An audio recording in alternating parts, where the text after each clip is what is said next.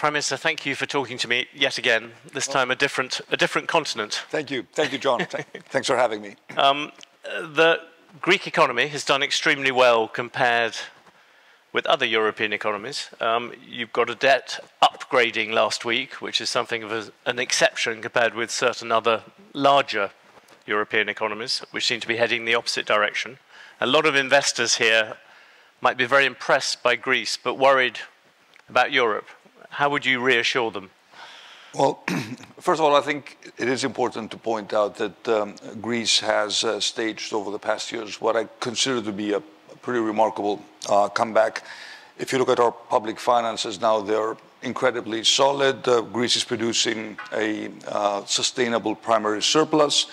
Our debt is coming down as a percentage of GDP at the fastest pace of any OECD country. Our growth rate is significantly higher than that of the Eurozone, and we constantly keep attracting significant amounts of foreign direct investment. So I think we have proven that the Greek crisis belongs to the past. And I would say that Greece is also indicative of a broader trend where southern European countries are doing better than the traditional powerhouses of Europe. And of course, I think this is also a promising story for Europe as a whole, because in Greece we've demonstrated that from a political point of view, the center can actually hold, that a competent, credible government, first of all, can win a re-election and can deliver reforms that address what I consider to be the primary problem of the European economy, which is a lack of competitiveness.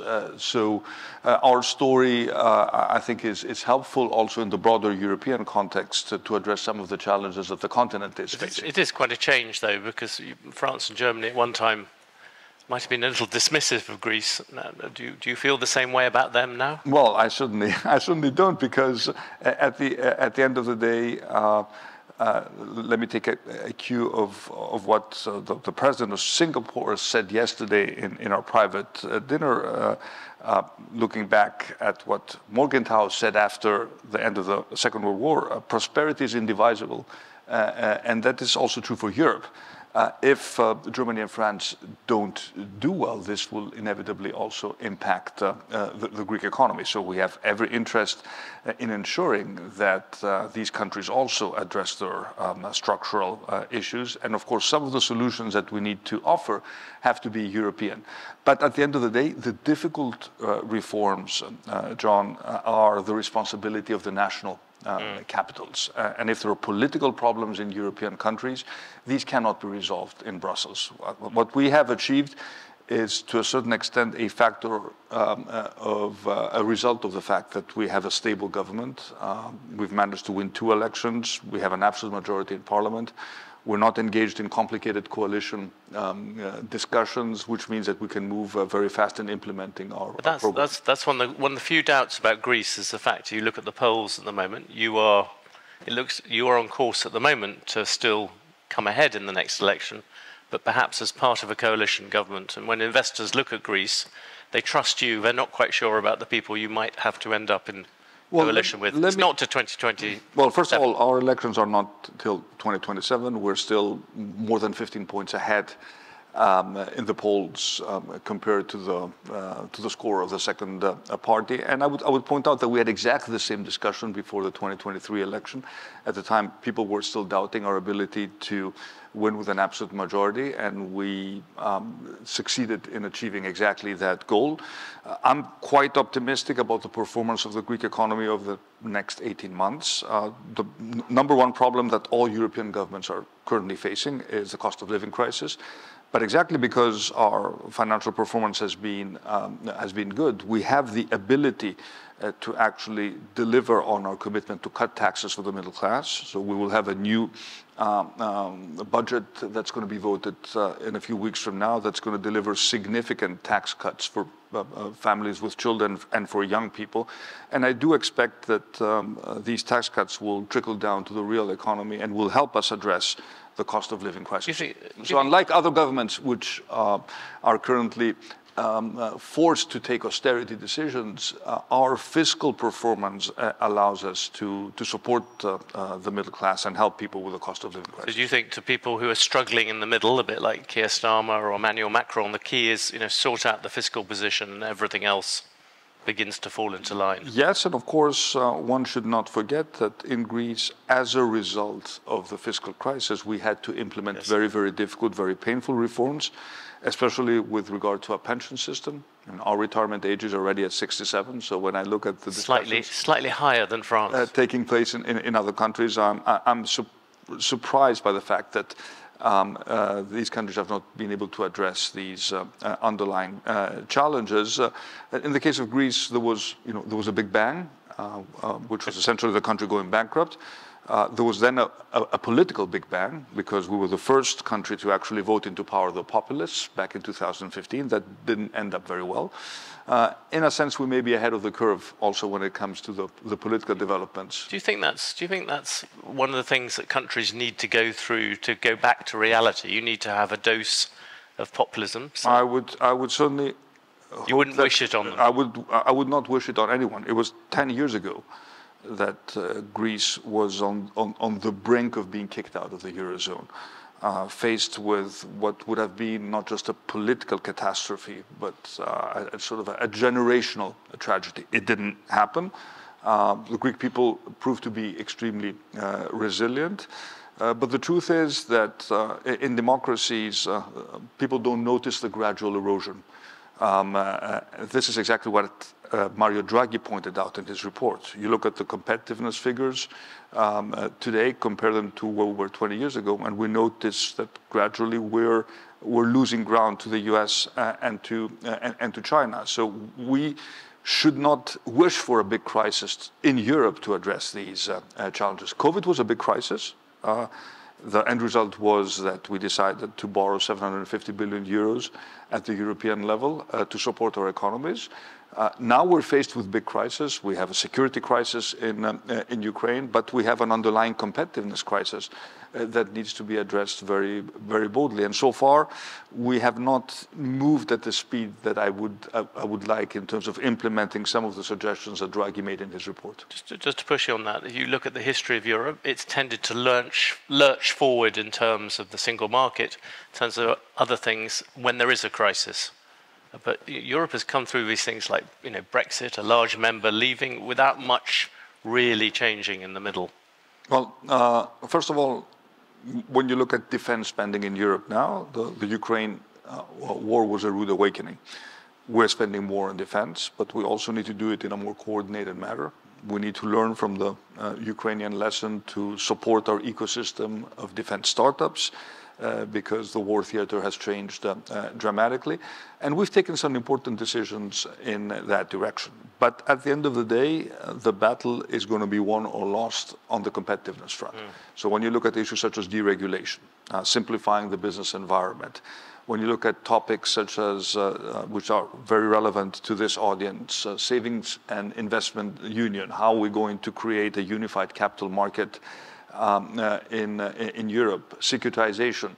These are all files which are currently being discussed. We need to find a working majority at the level of the European Parliament, and we need to move from words to action. So I think the next year is going to be critical in terms of delivering on some of these reforms. And of course, the elephant in the room remains the next European budget, yes, which needs to be agreed by the end of next year. It's going to be a complicated discussion, but I hope that I can convince some of my colleagues who are traditionally in the frugal camp that Europe as a whole does better and that their economies will also benefit if we align our lofty goals with our financial means. And this means a bigger and more impactful European budget. One way in which you have been slightly more impeccably European than some other countries in allowing foreigners to come in and buy Greek assets. And the latest is Euronext, which I think earlier this week acquired the Athens Stock Exchange. One industry that lots of people are looking at is energy. And people look at things like your grid, IPTO, and your big electricity company. Do you think those are things, would you be prepared to let foreigners come in and get those? Well, first of all, let me point out that when it comes to the financial sector, Greece has been open to foreign banks acquiring stakes in Greek banks, and I think we're happy that we can be part of a broader European story, and we feel that we can benefit from that. First of all, for a country that is still sort of regaining its credibility, the fact that you have big financial investors looking at Greek banks is in itself a positive development. And the fact that our stock exchange, which has been one of the best performing stock markets in the world, has been purchased by Euronext, also plays into this broader theme of capital markets union. Now, when it comes to energy, IPTO will at some point probably require, a share capital increase. We still feel that this is an asset that should be controlled by the state. But when it comes to minority shareholders, we're of course open to attract more capital from foreign investors. You let people in to add capital, but not control it in the. Yes, and the same is also true for the Public Power Corporation. Yes. When we came into power in 2019, it was on the verge of bankruptcy. Now I think its stock has increased more than tenfold. It's a regional player, but the Greek state still retains a blocking minority, and we intend to keep it that way. But we want foreign capital. We want foreign expertise also for our infrastructure companies. And I think we've proven that we can find a way to work with foreign investors while retaining important stakes in companies we consider to be critical for our national security. A slightly awkward one for you is the port of Piraeus. We have this big struggle between China and America. You let the Chinese come into Piraeus and get that. And now do you worry about the Trump administration saying, we want you to push the Chinese out? For us, deals that were done by previous governments need to be respected. And we've made that very clear. That's not something that Trump generally tends to think is a good idea. But on the other hand, look at what happened in Greece over the past 15 days. Greece is becoming an energy hub for the Balkans, Central Europe, and Ukraine. A few years ago, we were really not on the energy map of Europe. Now we're becoming an entry point for American LNG into the European market. So we are leveraging our geographic position to strengthen our geopolitical hand. So I think we can find a way to absolutely work with the Americans, and we want to do that. And we've already signed deals to prove that we can construct win-win arrangements without, in the process, questioning investments that were made in the past and whose structure needs to be respected. Is that a subtle way of saying to Trump, look, we're doing all these deals with you on LNG, leave Piraeus out of it? There are also other ports in Greece that can be developed. He could invest in. So there's a way of again, respecting what has already happened while inviting U.S. capital and U.S. interests to invest in Greece. And I think so far we've been successful in doing that. A slightly more problematic one. You just had President Zelensky visiting you in Athens. This morning we've seen these details coming out of a US-backed peace plan that seems to give Russia a lot of what it wants. I mean, how should we look at that? Is that just a surrender, or is it just accepting the inevitable? Well, I just looked at the reports, so nothing has been officially communicated to us meaning, I think, European leaders. I think a lot of the points that I saw are quite problematic in terms of Ukraine giving up territory it still controls. And of course, at the end of the day, we've made it very clear that no deal can be done without Ukraine. And of course, the Europeans need to be part of any discussion regarding the future security arrangements of Europe. And I think we've also made it quite clear that at the end of the day, the most important security guarantee for Ukraine is a very strong Ukrainian army, and that the Ukrainian armed forces need to take responsibility in terms of ensuring that Ukraine, but of course to a certain extent also Europe, is safe. That's one of the problems, though, with what is being put forward, that the Ukrainian army would be limited, and America would. Yeah, so I see a lot of problematic points in this proposal. Again, we've not seen anything officially yet, so I'll probably not going to make any other comments until something has been communicated to us officially. Do you get the impression there's a kind of squeeze going on? These things are arriving exactly the same time. There's at the same time, we need to be aware that we need to continue. We need to continue to support Ukraine. We've actually just signed a deal with Ukraine to help them with their gas supplies. They're going to be suffering during the winter, and we should not forget that behind the negotiations there's a very harsh reality for the Ukrainian people. They're fighting with great courage, and to the extent that we can help them with their energy and their natural gas needs during the winter, we're very willing to do that. You've been one of those people who supported the idea, and you championed it, that the West should use that the Russians' frozen state assets sitting in Belgium at the moment. It's still stuck there because the Belgians are reluctant to let it go, and that money could be used to rebuild Ukraine, help Ukraine if the war continues. We'll discuss this at the next European Council.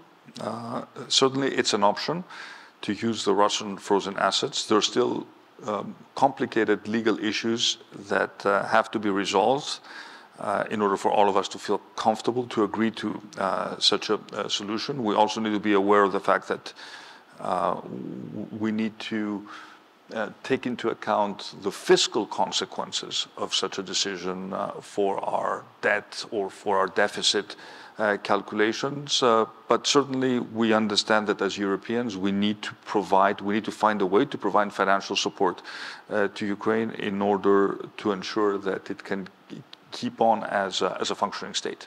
Do you worry in the Ukrainian situation, as you're doing well, Italy, Spain are doing quite well, but the core of Europe is so focused on its internal problems that it won't rally to this cause? Well, again, let me point out how important it is for every single European capital to sort out its own sort of domestic challenges. When you look at, for example, Germany and the reforms that the new chancellor wants to put in place, I think they're clearly moving in the right direction. But at the end of the day, it's up to the countries to deliver those reforms that will ensure that Europe as a whole is growing at a faster pace than what it currently does. As you know, and as we've just seen with Russia, President Trump can develop a strong affection for autocratic leaders. One target of his affections currently is President Erdogan of Turkey. Very bad slip.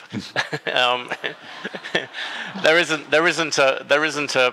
I was about to correct yes, you, exactly, but thank you for noticing. Yeah. I don't think. Well, when you become Prime Minister of Turkey, then we will. But until that moment, the point is, Trump is being very friendly towards Erdogan. Do you worry about the consequences for Greece? Well, first of all, let me point out that we have a very strong relationship with the United States. It's a strategic partnership.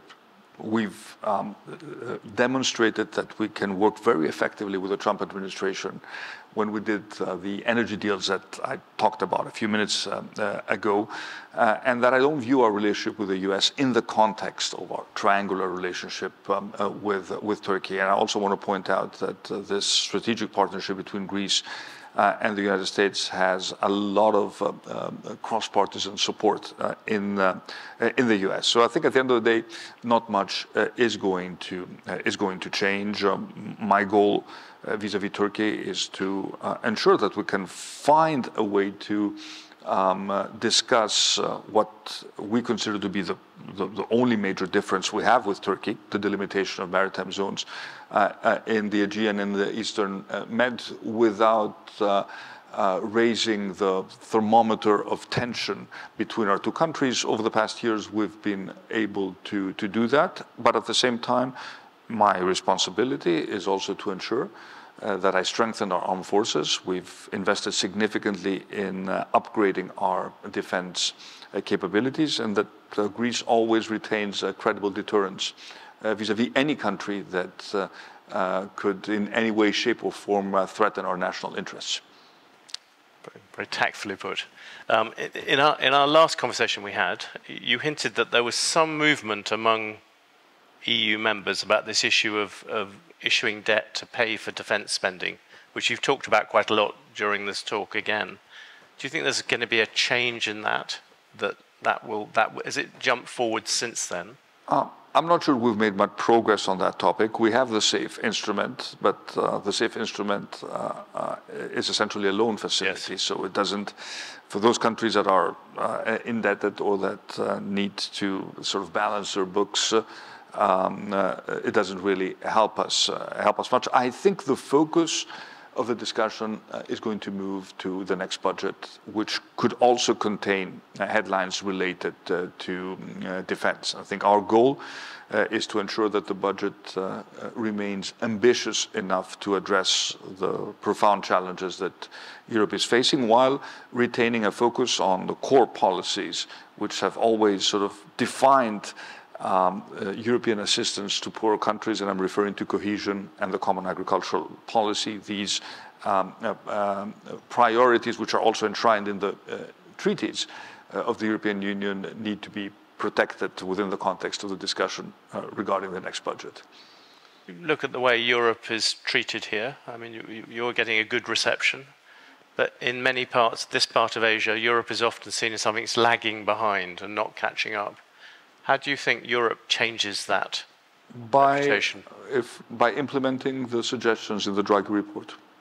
We have the blueprint. There is a general agreement at the level of the European Council that we need to move in that direction.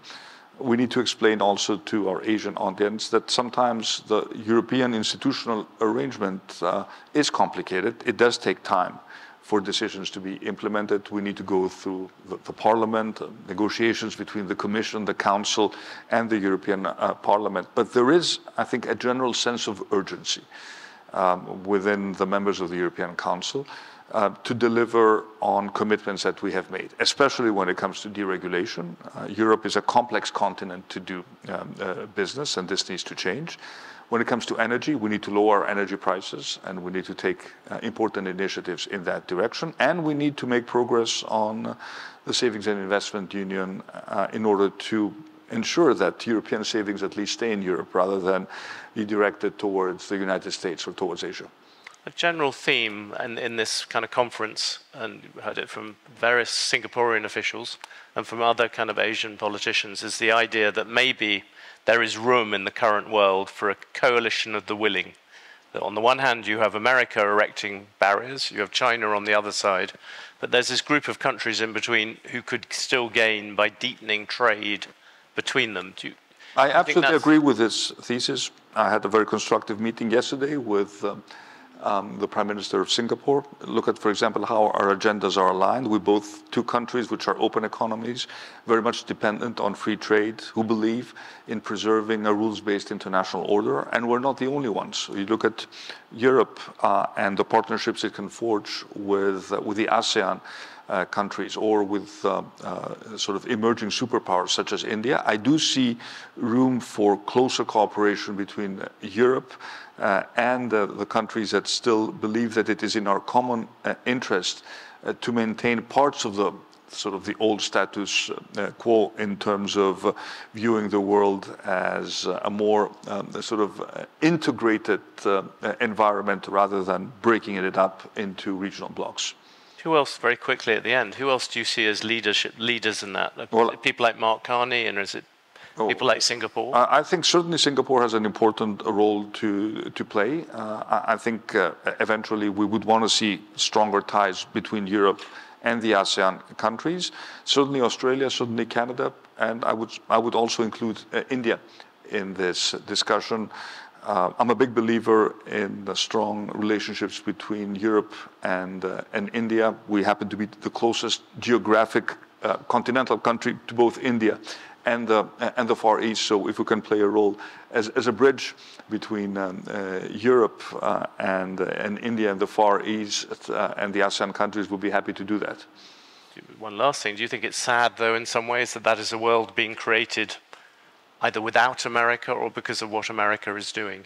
Well, at the end of the day, I'm not one who believes that the fundamental tenets of the transatlantic relationship and the role of the United States as a leader of a world order that would serve the common global good. I don't think that this discussion is over. I still think that it is also in the long-term interest of the United States to preserve tenets of this arrangement. I understand that this, at present is a challenging discussion, but as someone who has been educated in the United States and who profoundly believes in the value of the transatlantic relationship, I will continue to work towards that direction, to the best of my ability. Very hopeful note to end on. Kyriakos Mitsotakis, thank you very much for talking. Thank you. Thanks for having me. Thank you.